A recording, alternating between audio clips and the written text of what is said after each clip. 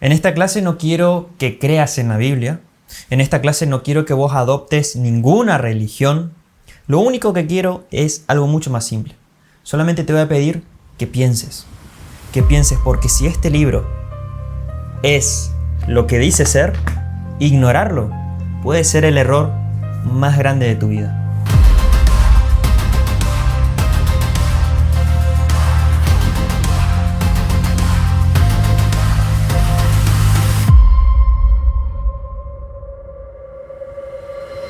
La Biblia es un libro diferente y decirlo libro por ahí está un poco errado porque en realidad es una biblioteca, ya que contiene 66 libros, escritos por más de 40 autores que en su mayoría no se conocía.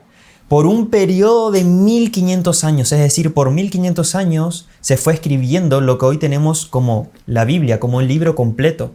Otro dato que vemos ahí, se escribió en 3 continentes, en 3 idiomas. Los idiomas eran hebreo, griego y arameo. ¿Cómo es posible que un libro que se escribió por un periodo de 1500 años, en 3 idiomas diferentes, en 3 continentes, por autores que en su vida nunca se vieron ni se conocieron en su mayoría? ¿Cómo es posible, te pregunto a vos, que toda la Biblia tenga coherencia? De hecho, no hablamos de una coherencia mínima ni de un poco de similitud entre libros, sino que hablamos de 63.779 referencias cruzadas. Es impresionante y te voy a mostrar un gráfico para que tengas una idea visual de cómo están interconectados los versículos, los capítulos en toda la Biblia. Fíjate que en esta imagen vas a ver muchas líneas de diferentes colores que van de un lado al otro. Lo que vemos acá debajo son los capítulos de cada uno de los libros de la Biblia. Acá estaría el Antiguo Testamento y más a lo último estaría el Nuevo Testamento. Cada una de las líneas que ves debajo representa un capítulo de un libro. Por eso acá vas a ver, no sé si se va a llevar a notar en el video, yo supongo que sí, hay una línea muy larga. Esta línea representaría el Salmo 119, que es el capítulo más largo de la Biblia. Pero en fin, todas estas líneas que vemos acá son las interconexiones que tiene toda la Biblia en su totalidad. Esto significa que ideas distintas, escritas durante siglos, tienen coherencia y tienen relación entre sí. No estamos hablando de un libro improvisado. Estamos hablando de un escrito prácticamente sobrenatural. Si esto no hubiese estado pensado por una inteligencia que va más allá de lo humana, si esto no hubiese sido inspirado por una energía, por una fuerza sobrenatural, sería muy difícil, prácticamente imposible, que 40 autores por un periodo de 1500 años escriban 66 libros y que todos estén totalmente conectados, con una coherencia muy profunda. Y antes de seguir, me gustaría preguntarte, ¿vos crees que esto es casualidad? Hay mucha más información que te quiero dar y que te voy a seguir aportando ahora, pero con lo que escuchaste hasta ahora, ¿casualidad o diseño divino? Bueno, acá había puesto una foto desde más cerca para que puedas ver todas las interconexiones, cómo se van cruzando las líneas. Es una verdadera locura. Hoy Dios está famoso. Escuchamos allá afuera por muchos influencers, por muchos creadores de contenido, gente con mucha influencia en la sociedad, en cualquier área en la que se dediquen. Muchas personas te van a nombrar versículos bíblicos, te van a fundamentar lo que hacen y lo que piensan con la Biblia, pero muy pocas personas te van a guiar al centro de la Biblia. Y sí, si vos te pones a estudiar y a aplicar los principios bíblicos sin prestarle atención al verdadero significado de la Biblia, al centro de la Biblia, al mensaje principal, vas a tener buenos resultados. Claro que sí, porque son principios y estos principios solamente se validan. Yo fui una de esas personas que, escuchando mentores, escuchando personas que me hablaban de desarrollo personal, comenzó a leer la Biblia por su propio beneficio. Entonces yo agarraba la Biblia y me leía principalmente los salmos, los proverbios. ¿Por qué? Porque eran versículos que me hacían sentir bien. Eran versículos que me hacían sentir que yo podía con todo. Eran versículos que me hacían sentir que yo la iba a romper en la vida, pero me di cuenta que el centro no era ese. ¿Cuál era el centro? Todo apunta a Jesús. ¿Jesús existió? Es muy lógico que te hagas esta pregunta porque si Jesús no existe, todo lo que está escrito en la Biblia se cae. Ya que te acabé de decir que desde Génesis hasta Apocalipsis, cada libro de la Biblia, incluso los que se escribieron miles de años antes de Cristo, estaban hablando de este Jesús. Estaban hablando del Mesías. De una o de otra manera, cada libro de la Biblia está direccionado, está enfocado hacia Jesús de alguna manera. Y ahora, para responder a esta pregunta, si Jesús existió, ¿hay evidencia de esto? Según Hebreos, la fe es la certeza de lo que se espera y la convicción de lo que no se ve. Ahora, para creer en Jesús, para creer que Jesús anduvo sobre la faz de la tierra, que anduvo por la tierra en medio de los humanos, no es necesario tener fe. ¿Por qué no es necesario tener fe? Porque hay evidencia que data de la existencia de este Jesús. Y no solo me refiero a lo que escribieron sus seguidores, a lo que escribieron los discípulos y todos los profetas y los hombres que fueron inspirados por Dios para escribir la Biblia, sino que también hay más de 10 fuentes que no son cristianas que hablaban de Jesús. Entre ellas está Cornelio Tácito, que era un historiador romano. Dicen que fue en la historia el historiador romano más importante. También está Flavio Josefo. Este escritor era un historiador judío, y otro gran ejemplo es Plinio el Joven, que también era romano. De hecho, Jesús tiene más fundamento histórico que el mismo Aristóteles. Jesús tiene más fundamento histórico que Marco Aurelio, que muchos otros grandes de la historia a los cuales nadie duda, nadie se pone a preguntarse si realmente existió. Y por eso te voy a dar este ejemplo. Fíjate que Jesús tiene más de 5.800 manuscritos en griego, 5.800 únicamente en lo que es el Nuevo Testamento, más de 24.000 copias en total, incluyendo otros idiomas. Fíjate la cantidad de manuscritos originales y algunos fragmentos a menos de 100 años de los hechos. ¿Y a qué me refiero con esto? A que muchas de estas cosas, de estos archivos manuscritos que tenemos como fundamento hoy en día de que Jesús existió, fueron escritos contemporáneamente en la época de Jesús. Fueron escritos 60, 70, 90 años después de Cristo. En cambio, los otros ejemplos que puse a la derecha, por ejemplo, Julio César, solamente 10 manuscritos, de los cuales las copias a más de 1000 años del original, mientras que muchos de los escritos de Jesús fueron a menos de 100 años de los hechos, lo de Julio César a 1000 años de los hechos. Aristóteles, 49 manuscritos, de los cuales las copias a más de 1400 años. Y Alejandro Magno se dice que existió debido a 5 fuentes principales, escritas entre 300 y 400 años después de su muerte. Entonces, si aceptamos que Julio César existió, Aristóteles, Alejandro Magno, negar la existencia de Jesús no es lógico. Los datos y las evidencias demuestran que Jesús existió. Y acá te puede surgir otra pregunta. Y quiero que sepas que todas estas preguntas que yo te hago nacen de dudas personales, nacen de momentos en los que yo empecé a investigar y empecé a dudar y empecé a preguntarme, pero de la misma manera me empecé a sacar la duda. Y por eso hoy te hago la misma pregunta que te puede surgir. Está bien, Jesús existió, perfecto, pero ¿cómo yo sé que Jesús no fue un simple hombre sabio? Un hombre más que caminó por la tierra, que era muy inteligente y que supo liderar, cautivar y movilizar masas. En la Biblia, en el Antiguo Testamento, de hecho, si no lo sabes, el Antiguo Testamento es todo lo que está antes de Cristo, el Nuevo Testamento todo lo que está después de Cristo.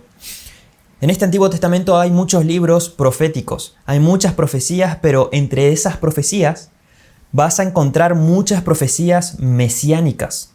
Para ser más claro, hay más de 300 profecías mesiánicas. Estas profecías hablaban del Mesías, hablaban del Cristo, del que tenía que venir. Y cuando vino Jesús, en su estadía, acá en la tierra, cumplió más de 300 profecías escritas siglos antes de él. De hecho, todas las profecías que Jesús cumplió en la tierra fueron escritas 400 y hasta 1000 años antes de su nacimiento. Y acá es donde a mí me surgió otra pregunta. Perfecto, Jesús cumplió muchas profecías, de hecho cumplió todas las profecías del Antiguo Testamento, pero puede ser que él haya sido muy inteligente, muy capaz, haya estudiado todos los escritos de los profetas que escribieron 400 hasta 1000 años antes de que él naciera y haya a voluntad propia, a propósito, dirían algunos, cumplido las profecías para demostrar que él era el Mesías.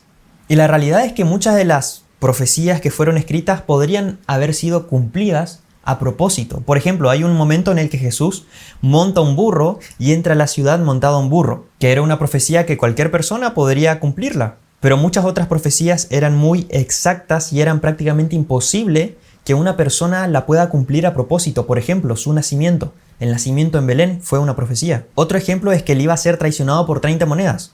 Judas lo traicionó exactamente por 30 monedas. Su muerte, su crucifixión, fue escrita por el rey David en los Salmos 400 años antes de que existiera la crucifixión como método de muerte, como método de asesinato. Es decir, cuando el rey David escribió acerca de la muerte del Mesías, acerca de la muerte del Cristo, ni siquiera existía la crucifixión como tal y él escribió de una forma muy exacta cómo sería la muerte. Y si sos una persona igual que yo, una persona muy verde, una persona verde es una persona muy matemática, que le gustan las probabilidades, que le gusta el control, que siempre se hace muchas preguntas y que duda mucho. A veces te juega a favor, a veces te juega muy en contra. Por ejemplo, en lo que es la espiritualidad, en lo que es Dios, en lo que es la fe, en un principio ser tan verde te puede jugar en contra porque te hace dudar mucho. Pero quédate tranquilo, quédate tranquila que te quiero dar números para que sepas qué tan probable era que una persona cumpla tantas profecías como las cumplió Jesús. Un matemático llamado Peter Storner hizo un estudio en donde él quería saber qué tan probable era que una persona pudiese cumplir al menos 8 profecías que fueron escritas en el Antiguo Testamento. Presta atención, solamente 8 profecías. Y sus resultados dijeron lo siguiente: cumplir solamente 8 profecías equivalía a 1 en 10 elevado a 17. Fíjate que el número yo incluso le tuve que pedir a Google que me diga cómo se debería leer el número y me dijo lo siguiente, ahí te digo, 100.000 billones. Es decir, que la posibilidad de que una persona pudiese cumplir solamente 8 profecías es de 1 en 100.000 billones. De hecho, Peter Storner, este matemático, él hizo una analogía para poder explicar y para que nosotros podamos entender de forma gráfica qué tan probable era este cumplimiento de 8 profecías en una persona. Él decía, vamos al estado de Texas y cubrimos todo el estado de Texas con monedas a una altura de 60 centímetros. El que no sabe, Texas es un estado, valga la redundancia, de Estados Unidos, que es más del doble de grande que Buenos Aires, imagínense. Es enorme el estado de Texas. Y él decía, cubrimos todo el estado de Texas con monedas a una altura de 60 centímetros. Y entre todas esas miles de millones de monedas vamos a marcar una moneda la vamos a marcar. Y vamos a tirarla y vamos a remover todo y que quede todo junto. Ahora, una persona con los ojos vendados tiene que ingresar al estado de Texas, puede moverse libremente pero no puede ver y tiene que elegir una sola moneda. La probabilidad de que esta persona elija la moneda marcada es de 1 en 100.000 billones. Es decir, la misma probabilidad de que haya una persona que logre cumplir más de 8 profecías escritas en el Antiguo Testamento acerca del Mesías. Y como ya te dije, Jesús cumplió más de 300. Y quiero que sepas que yo no creo únicamente por lógica.